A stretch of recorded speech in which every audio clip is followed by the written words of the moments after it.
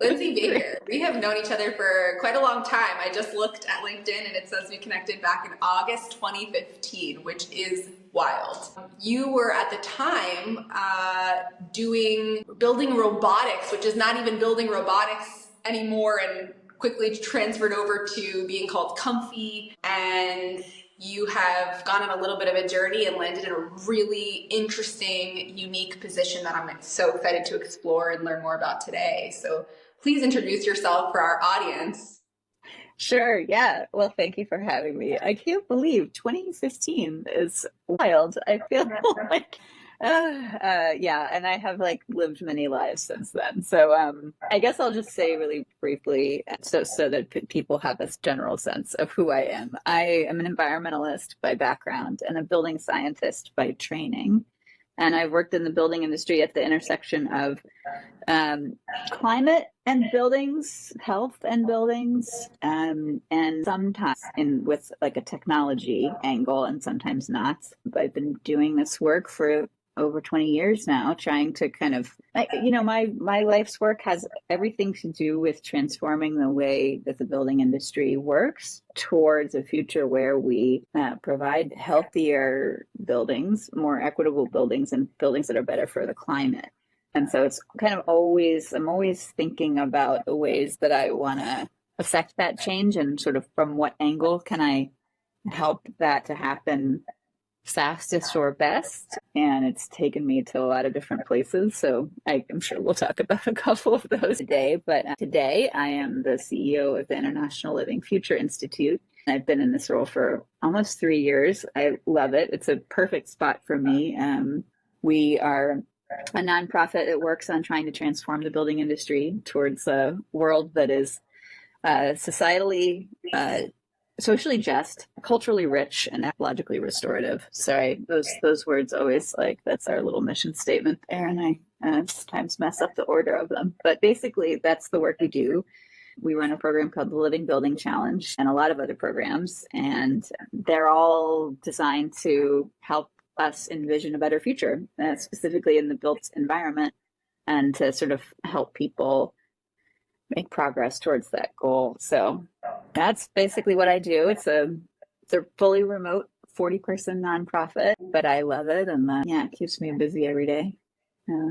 I'm so interested to understand a little bit more about the organization, and I just have to say how lucky we are as an industry to have such important things to really move us forward in this direction, because it is very unique. And not that you look old enough to be working in this industry for 20 years, but 20 years is a significant amount of time where you have seen and really like bared witness to how the industry has evolved in a really important period of time. And I love that you talk about how some of it includes technology, some of it doesn't. And we'll talk a little bit about that in a little bit. But I really just wow, I'm so happy that we get to have people like you working on these really, really important issues.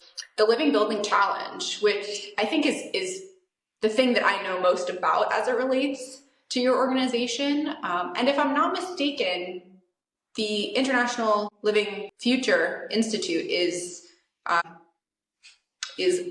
the USGBC in some capacity. Is that a concept that we want to help people understand? Because I know a lot of people are familiar with the USGBC, United States Green Building Council. Yeah, and LEED and its program. Yeah, totally relevant story. So just to make sure that everybody understands.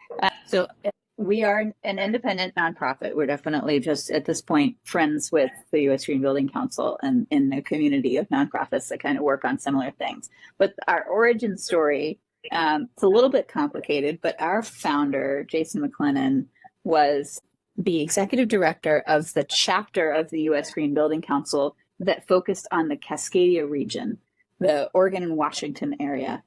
And during the time he was the executive director there and LEED was coming up, this is like early 2000s, he started thinking about how LEED could be pushing the envelope more and helping to define not just sort of the steps that buildings and project teams could take to improve their projects slightly or to make incremental progress. He wanted to put out a different idea, which is what would it look like if we built a good building that actually gave back more to the environment than what it took away, that it made people healthier rather than just less less unhealthy than a typical building, and had positive impact on the communities. He was kind of looking at all of these factors similar to the factors in LEED, but really from this very fundamentally different question, which is, let's put out an idea into the world that helps us to say, what if we built buildings that were genuinely good? And maybe we work our way back from that inspirational point. So the Living Building Challenge was created during that time, and eventually became, for a while it was, then the chapter became like a piece of this larger organization.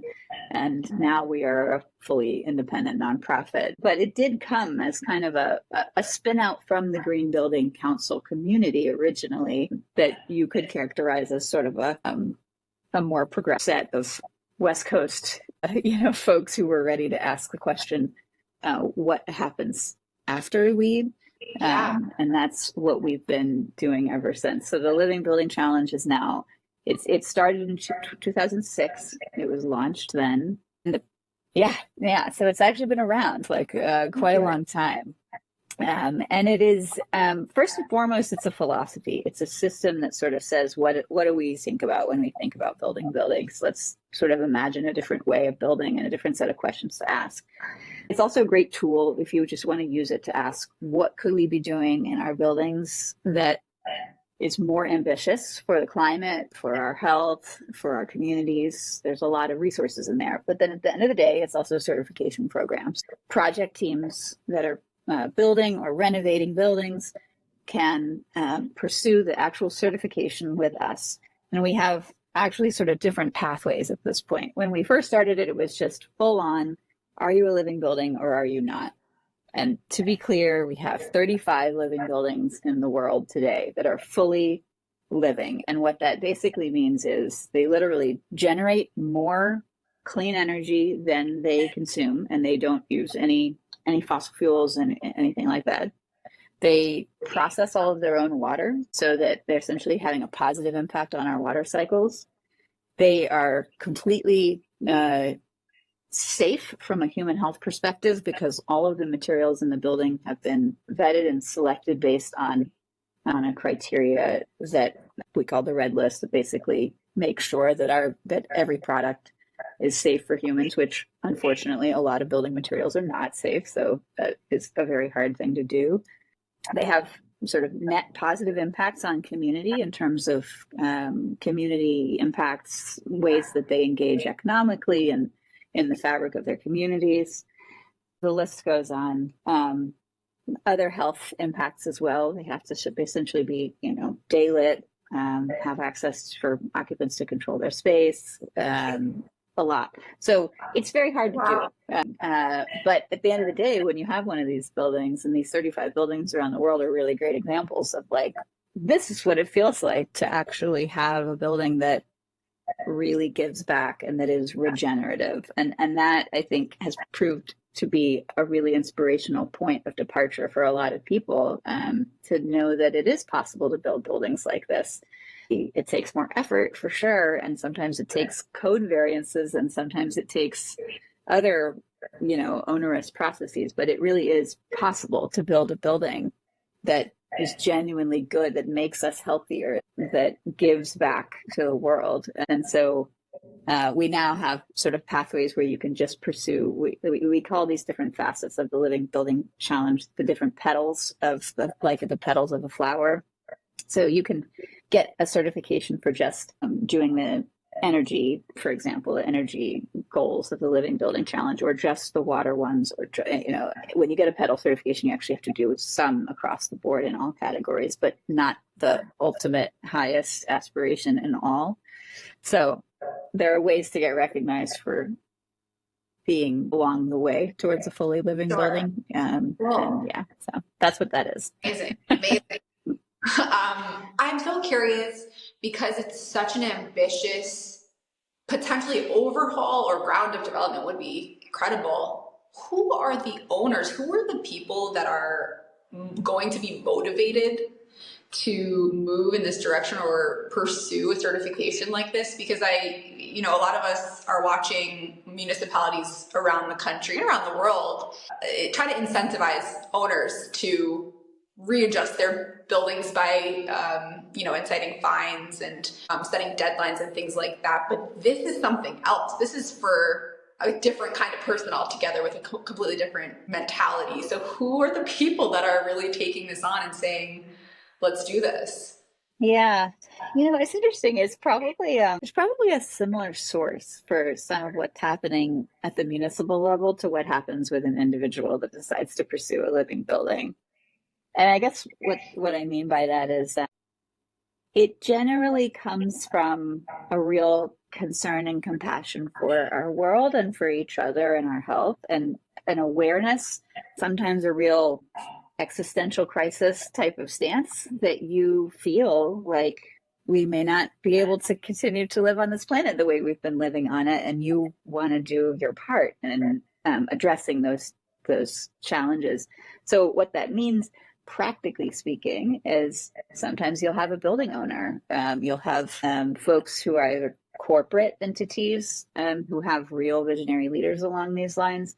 Sometimes it's a family real estate company where the leadership of the company has just come to understand we've got to find a new way of living, and we're going to do that through our business. And so they come at it really from a values perspective and just from paying attention to kind of what's going on in the world and feeling like we got to do something.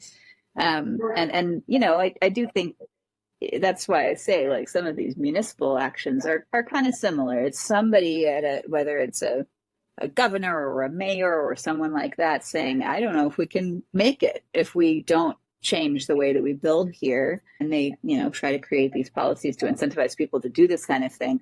But generally, because they are politicians and the way the policies work, you start with a pretty low bar and you say, all right, well, we're going to all have to reduce our energy consumption by some amount, or we have to do something to deal with seismic resilience or any one of those things, or we can't put these kinds of toxic chemicals in our building. You pass the law, but it's usually like pretty low, right? I mean, lead poisoning, like there are still buildings all over the country and the world that have lead paint in them, and like people die every year from that. But politicians have basically made the decision, like, it's too expensive to actually have a law that says we got to go take all this lead paint out so that nobody dies. But it's just a law that's like, well, we can't sell it anymore, and if you find it, you should probably take it out. But it's not, you know what I mean? Like, there's we make those kinds of calculations in policy all the time. So part of our goal in creating the kinds of programs that we create is to make it easier for policymakers to have something to point to that says, we can build like this. You see, over here, this is a totally healthy building. Or this is, we know that this building is built in a way that's not exposing anyone to any toxic chemicals. It's possible. So maybe we should start having policies that promote that and push the industry in that direction. I think it would be nice to think that more of the industry, because we do have an understanding that commercial buildings, construction waste contribute to 40% of the world's carbon emissions. Certainly that hasn't budged since you or I started doing what we do. Yeah. And it's a shame. It's something that we know, if you're working in this industry, to be true. So I wish I could say that I think that a major driver of success for healthier buildings is going to be solely based on values. But I think just like technology entering the market 10 years ago, where there was a lot of pushback, I couldn't understand why people didn't understand that it was just good business. Like, this is just good business.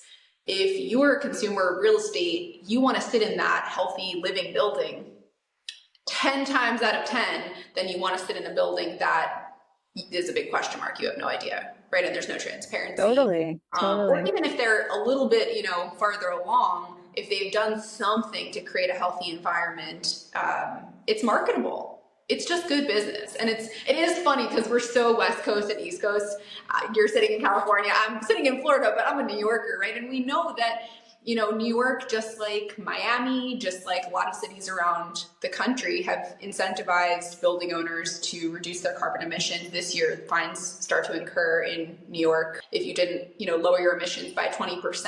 There's no real roadmap for that. There's no understanding of how to make that work or guideline. I know that there are buildings like the Empire State Building that make their investments into, cleaner tech, sustainable initiatives. They make that open source, which is really cool. But for the most part, you may just incur fines, and that just may be your reality. There's no real connection. So I think I'm interested and curious to see how many more people can start.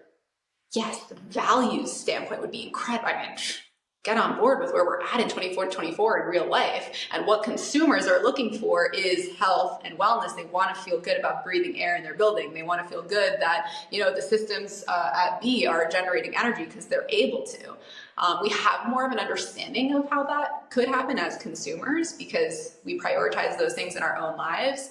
But I think more realistically, just having this be good business and understanding that consumers of real estate want these things is going to be a major driver for success. So let's hope that that's true. Either way, let's get there because you guys have really created a roadmap for this reality. It's not just some pie in the sky. Man, I wish we could do a virtual tour of these 35 buildings. That would be so cool. They're very cool. We have case studies on our website, so you can definitely look them up. Okay, awesome. What's the website, just so people can, we'll drop it. It's living-future.org. Add the dash future.org. Yeah, or you can just Google us, International Living Future Institute.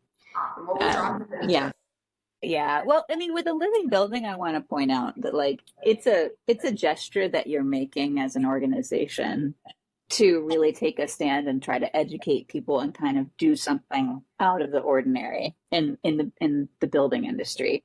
And it's a real commitment that we ask people to take on to then have that building be a teaching tool for policymakers, for kids, for the rest of the building industry. So it's something that if you really want to build a living building, it's more than just to have the feather in your cap. It's definitely to use it as a tool to educate others. So the kinds of organizations that typically take it on, it's a lot of schools, like high universities, big tech companies, small groups, but that tend to be like one of our ones that's going through certification right now is in Iowa, and it's a nonprofit that focuses on peace and security. It's called the Stanley Center, and they're towards the end of their living building process of getting it fully certified. So this is, it's a mission aligned organization, but they're very much planning to use the building as a kind of a part of what they do. So I do want to just say, if you really want to be a living building, it's not to market the building. It's because it's really important to who you are as an organization, and you really want to try to change the building industry and use that as a tool to do so. But if you are just trying to get to the point where your buildings are really ambitious enough to help solve the problems that we have, that may not, you don't have to go all the way to being a fully certified living building.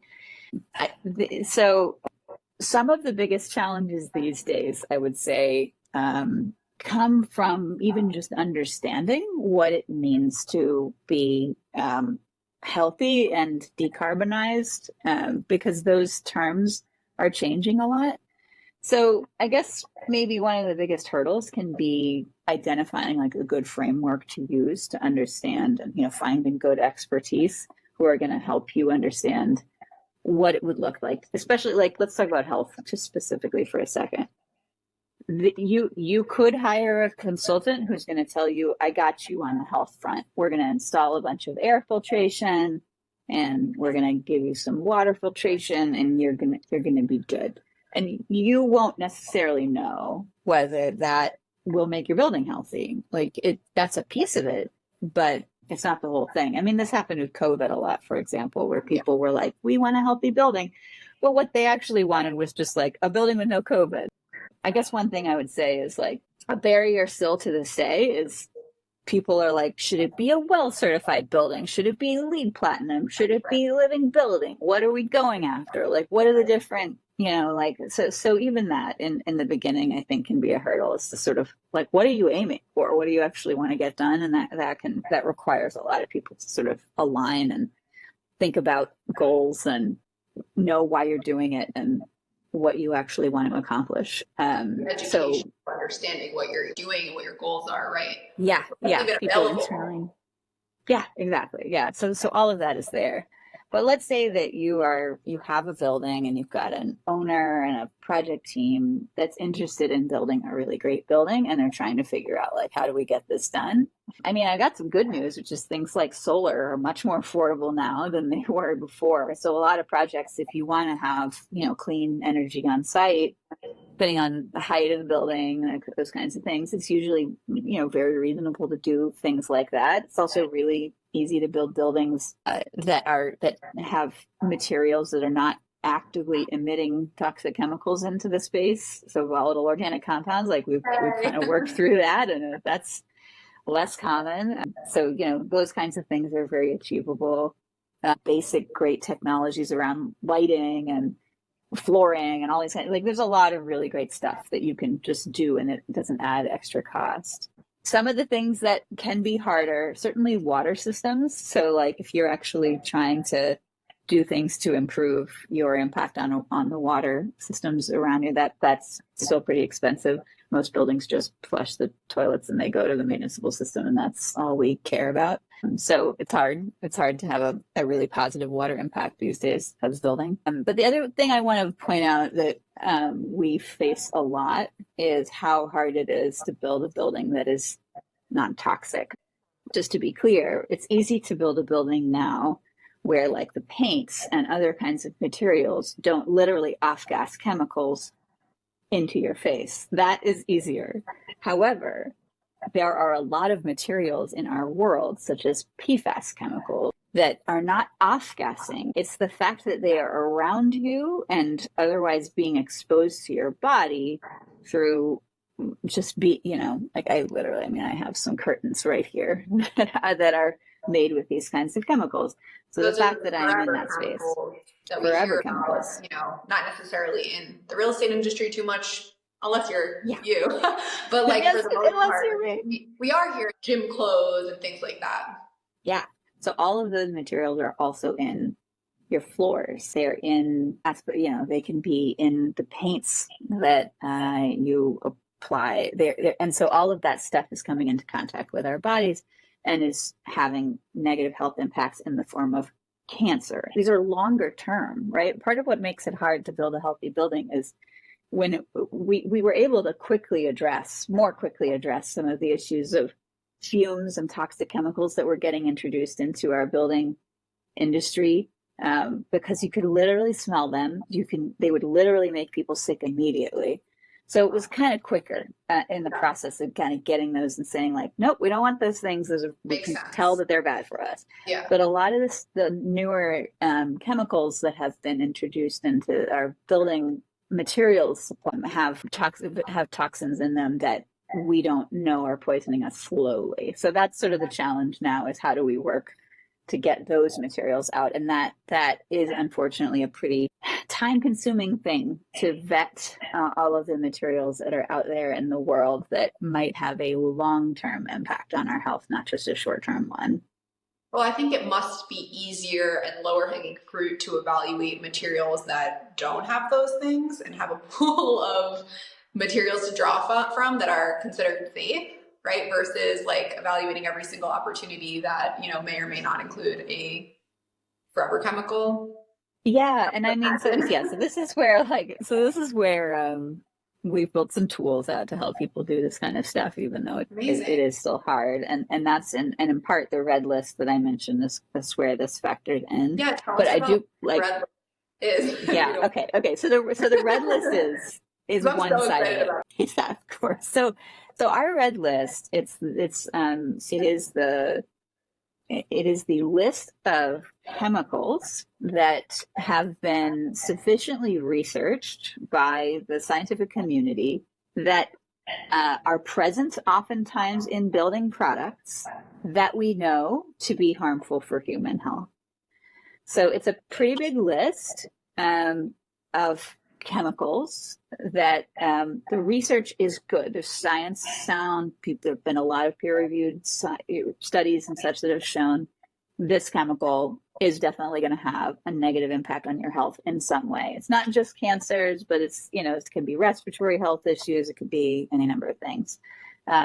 Yeah, so I won't go into all those different health effects. Well, it's super interesting and important, and I don't mean to say that I'm so excited about like all of these toxic materials, but and it's a weird way to frame it, but I feel like people can be empowered by having that information, and it gives us a step towards, or I mean, many steps towards transparency in what those materials are. I know there are so many apps now for consumers when you're shopping in the grocery store or you're at CVS looking at toiletries, you can scan products and see what kind of harmful materials they may have, and you may have a recommendation for an alternative. So the fact that we may have something to start with in the commercial real estate industry to give us that transparency, this is the direction that the world is moving. It's incredible. Like when I learned about that, I was like, I went home and told everybody I know, I was like, do you know that this exists? It really is amazing.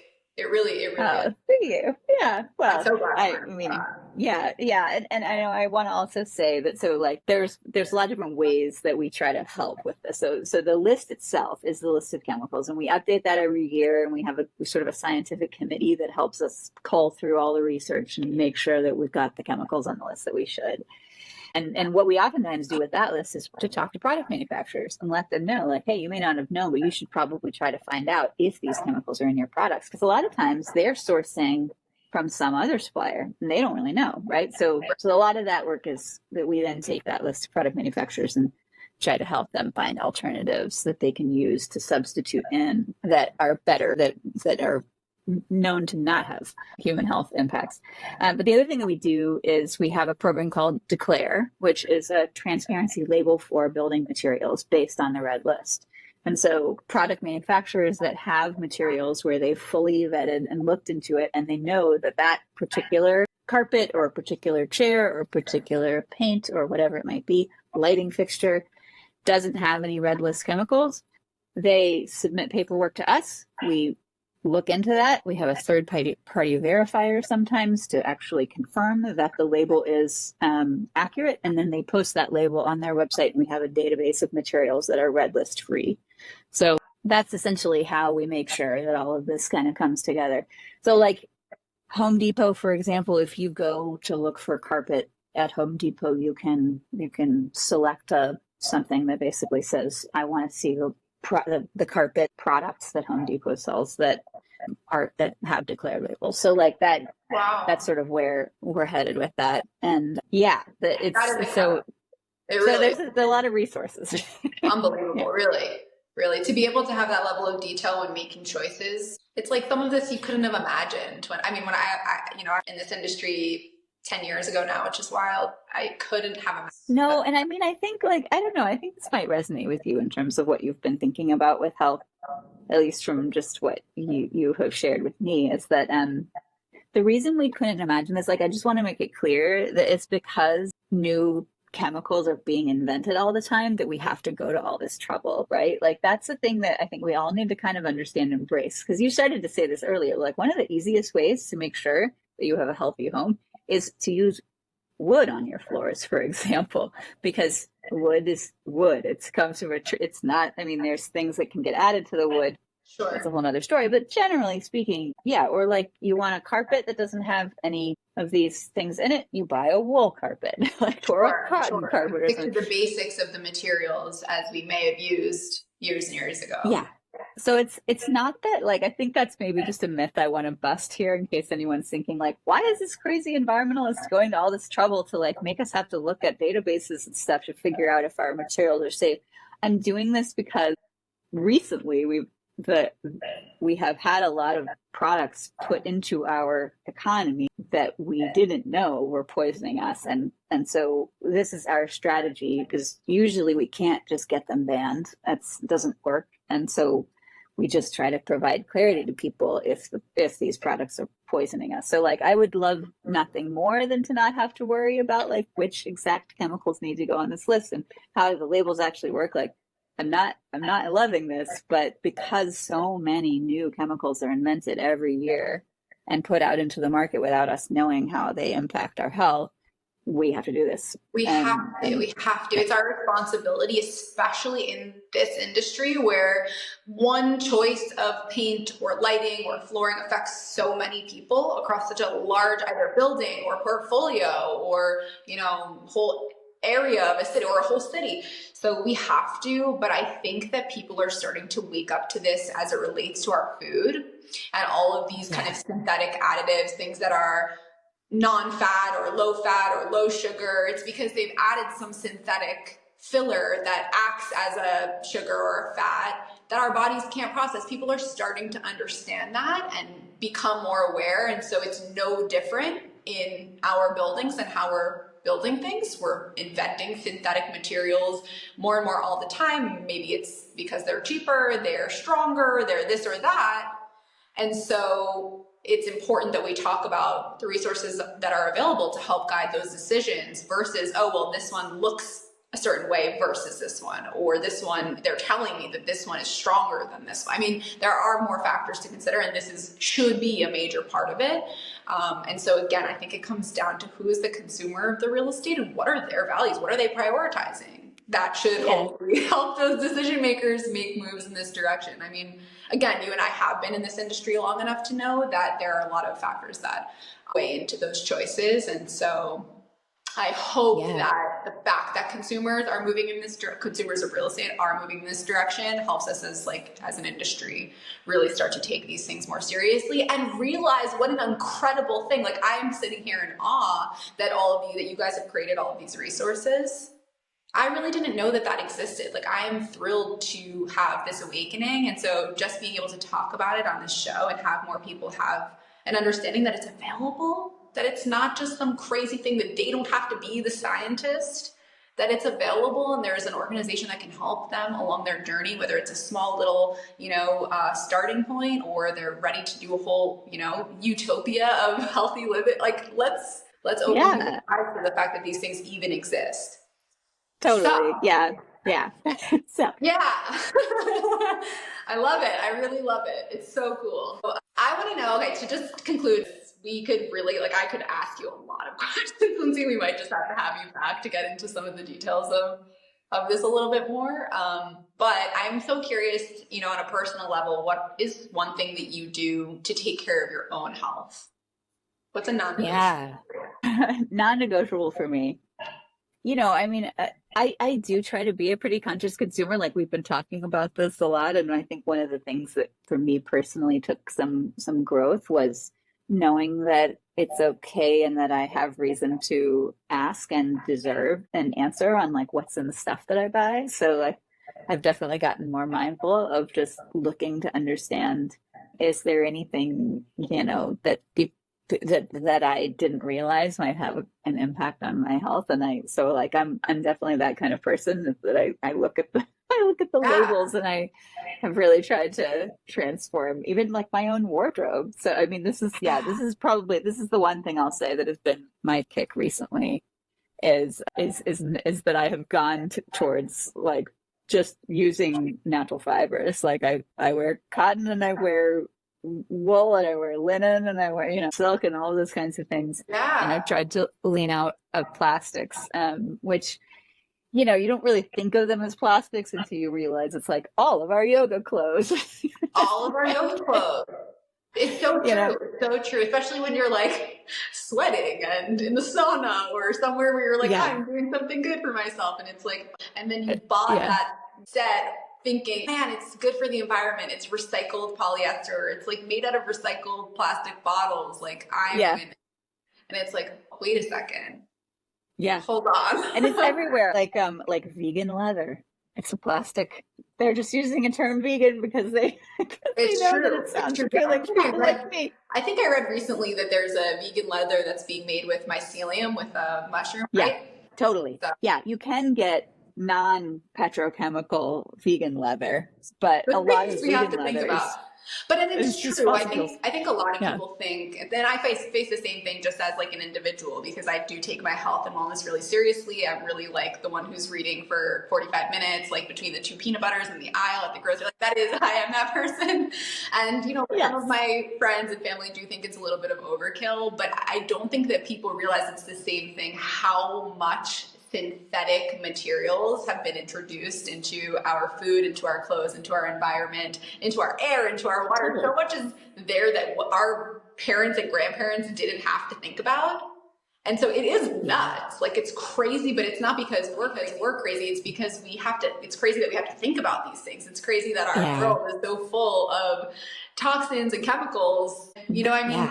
Yeah. And we do look at also like how we're being supported, like how are we being supported or empowered to understand these things or not. And so that's a major part of why I wanted to start this show. And I'm so excited to have had this conversation, and I'm excited to see what people think. I'm excited to see the comments and see what people, how they're attracted to what parts of this conversation. So where can people find you? I know we gave the website. Is there any way otherwise that people can engage with you at Lindsay or the organization at large?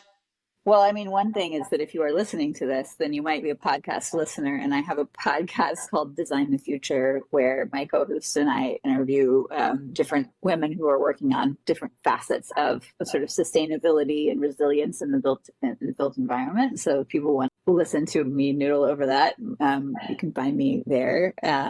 It's designthefuturepodcast.com. And then, find me on LinkedIn. I post a lot of stuff, and that's always a nice way to keep up with me. But yeah, and I do want to like really reiterate and love what you're saying here, Mariel, which is like, in case it sounds like the life that we lead, you and I, like looking at all these labels and being super intentional about it, sounds intimidating. Like don't sweat it. Like, just start with something. Try to think like, what might be the biggest thing that's impacting me, and how am I going to maybe make some different choices next time, or next building projects you have. Like, just pick a material and try to really learn and make sure that you're not poisoning people. It's like, it's like find me. Thinking at all. I'll help. We do try to make it digestible. Like, I know it can sound a little, but like, it is intimidating, like you said, but that's because the world has really proliferated these things. But but we're doing our best. Yeah, it's empowering to be able to say there's so much unknown. People aren't really there yet in this industry. Let me be somebody who can, take the first steps in my community. Maybe I can really like start to understand. I mean, we have incredibly brilliant people in this industry who, have a leg up, have that, understanding, feel good about having that understanding. Certainly we don't know everything. We're learning every day. That's part of what it's all about. So.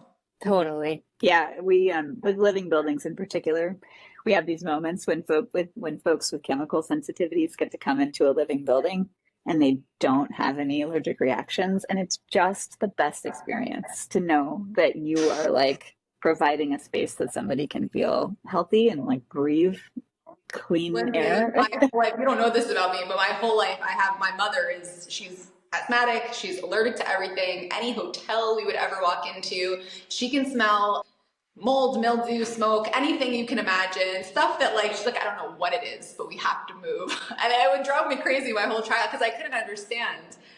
Or anywhere. She just wouldn't let us sit somewhere where there was something that she could smell, because she would have an immediate reaction. So I resonate with that so much. But you may not be somebody who has like a histamine sensitivity or an allergy, or you may not even realize, and this is what I keep saying, you may not understand why you feel great in one building or poor in another building. You may not have that association or even be able to recognize that. But if you're somewhere every single day, we talked about last week, like if there's a certain type of lighting in your space, you very likely may leave with a headache after sitting there all day. Or if you have poor air quality where the dust is not cleaned off of the blinds, or there are these little things that really add up and impact our health, especially as people are going back to their office every day. Or imagine in your own home and you're living, how much of your time are you spending there every single day, or studying, or a hospital? I imagine you guys work with all kinds of asset classes. So it's incredibly impactful work. Well, thank you. Thank you so much for sharing with my audience. I'm so excited to share this episode. I really am. And it's so nice to talk to you and learn more about what you're up to these days. It's incredible. So thank you, Lindsay. Thanks for having me. It's been fun.